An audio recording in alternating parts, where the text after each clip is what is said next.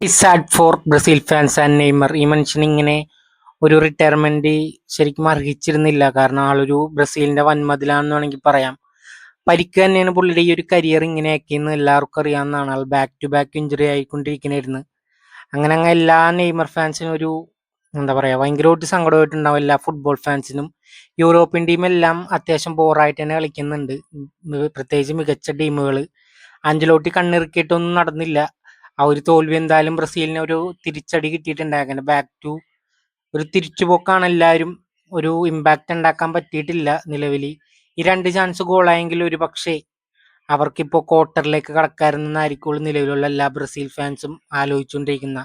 It's goal mission. ആളുടെ performance എടുത്തു പറയണം. ആളധികം എന്താ പറയാ, ബോക്സിലോട്ടൊന്നും എപ്പോഴും ഓടിക്കൊണ്ടിരുന്ന വെച്ചില്ല. പക്ഷെ ആൾക്ക് കിട്ടിയ ആ ഒരു രണ്ട് ചാൻസ് മെഗലസിനെയൊക്കെ കിടത്തിയിട്ടുണ്ടാണ് ആൾ ആ ഒരു ഹെഡർ കൊടുത്തത്. അത് ആളുടെ ഒരു ജൈന്റ് പവർ ആണെന്ന് വേണമെങ്കിൽ പറയാം.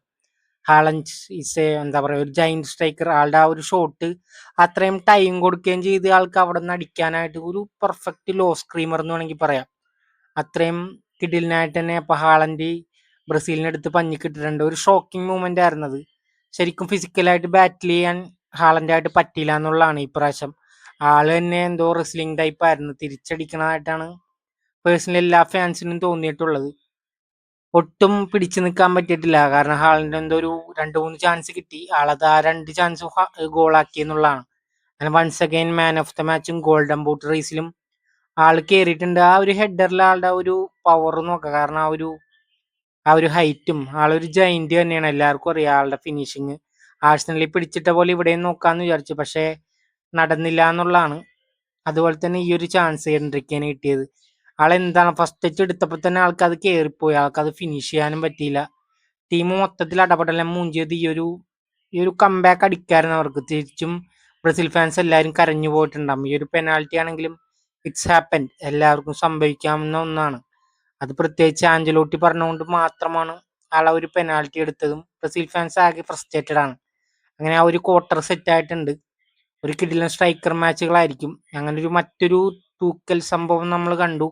10 പേരായിട്ട് ചുരുങ്ങിയിട്ടും അവർ ആ കളി ജയിച്ചിട്ടുണ്ട്. അപ്പൊ അത്രയും ഒരു കിടിലൻ മാച്ച് ആയിരുന്നു. ബെല്ലിഹാമിനെയൊക്കെ എടുത്തു പറയണം. ആളുടെ പെർഫോമൻസ് പീക്ക് ലെവൽ എന്ന് വേണമെങ്കിൽ പറയാം. ആൾ ഓവറോൾ ഗ്രൗണ്ടിൽ കിടന്ന് മരിക്കുന്നുണ്ട് ആ ഒരു ടീമിന് വേണ്ടിയിട്ട്.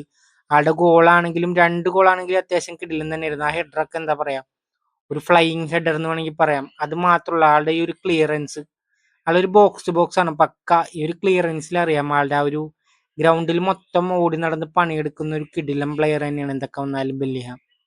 അത് എടുത്തു പറയണം. രണ്ടാമത്തെ അസിസ്റ്റ് ആണെങ്കിൽ ഹാരി കെയിന്റെ വകയായിരുന്നു. ആൾ ആ ഒരു പെനാൽറ്റിയും ഫിനിഷിങ്ങും അടിപൊളി തന്നെയായിരുന്നു പുള്ളിയുടെ ഭാഗത്തുനിന്ന്. ആളൊരു പീക്ക് ലെവൽ പെർഫോമൻസ് ആണ് നിലവിൽ ഒരു 32-33 വയസ്സിൽ ആൾ കാഴ്ചവെച്ചുകൊണ്ടിരിക്കുന്നത് എന്നുള്ളതാണ്. അപ്പൊ Harry Kane back to back goal അടിക്കുന്നുണ്ട്. അത് കഴിഞ്ഞ് മെക്സിക്കോന്റെ ഒരു താണ്ഡവം കണ്ടു. കാരണം കുറെ സേവുകൾ എടുക്കുന്നുണ്ടായിരുന്നു ഇംഗ്ലണ്ടിന്റെ ഗോൾ കീപ്പർ. ഒരു 2-3 ഷോട്ട് അടുപ്പിച്ചു വന്നു എന്ന് വേണമെങ്കിൽ പറയാം. ക്ലോസ് റേഞ്ച് ഒക്കെ പിക്ഫോർഡ് അത്രയും കിടിലിനായിട്ട് തന്നെയാണ് സേവ് ചെയ്തത്. ഈ മച്ചാന്റെ ഒരു ഗോൾ കൂടി ഉണ്ടായിരുന്നു. ഈ ഒരു പെനാൽറ്റി ഹാരിക്കെയിന്റെ ഫൗൾ, അതൊരു ക്ലിയർ ഫൗൾ ആണെന്ന് വേണമെങ്കിൽ പറയാം. അങ്ങനെ വാർച്ചക്ക് കൊടുത്തതിന് ശേഷം അതൊരു അബ്സല്യൂട്ട് സിനിമയായിട്ട് മാറി. രാഹുൽ ഗിംനസ് ആ ഒരു ഗോൾ അടിച്ചു. ആളുടെ പെർഫോമൻസ് കിടിലൻ തന്നെയാണ്. അതിനുശേഷം ഒരു 2-3 തോൽവി വഴങ്ങിയെങ്കിലും അത്യാവശ്യം എക്സ്ട്രാ ടൈമിങ്ങിലൊക്കെ എല്ലാവരും ഒന്ന് പീക്ക് ലെവലായിട്ടുണ്ടാവും. ഹാരിക്കെയിന്റെ ഒക്കെ ഈ ഒരു റിയാക്ഷനിൽ നിന്ന് അറിയാം. കാരണം ബെല്ലിഹാം ഒക്കെ ചത്തു എന്ന് പറയാം ലാസ്റ്റ് ടൈം ആകുമ്പോൾ. കാരണം ആൾ അത്രയും ഓടി ഓടി ആ പ്ലെയർ അത്രയും ക്ഷീണിച്ചെന്നുള്ളതാണ്. തോമസ് തുക്കേലൊക്കെ എന്തായാലും അത്യാവശ്യം ഒന്ന് വിറച്ചിട്ടുണ്ടാകും. അത്യാവശ്യം മൊമെന്റോ ഒക്കെ മെക്സിക്കോ കയ്യിലെടുത്തെന്ന് പറയണം. കഴിഞ്ഞ പ്രാവശ്യം മെക്സിക്കോ അത്ര കിടിലിനായിട്ടൊന്നും കളിച്ചില്ല. പക്ഷെ അവർക്ക് ഒരു റെസ്പെക്ട് എന്തായാലും കൊടുക്കണം. ഈ ഒരു മികച്ച കളി അവരെന്തായാലും പുറത്തെടുത്ത് ഇംഗ്ലണ്ടിനൊന്നും വിറപ്പിച്ചു എന്ന് വേണമെങ്കിൽ പറയാം.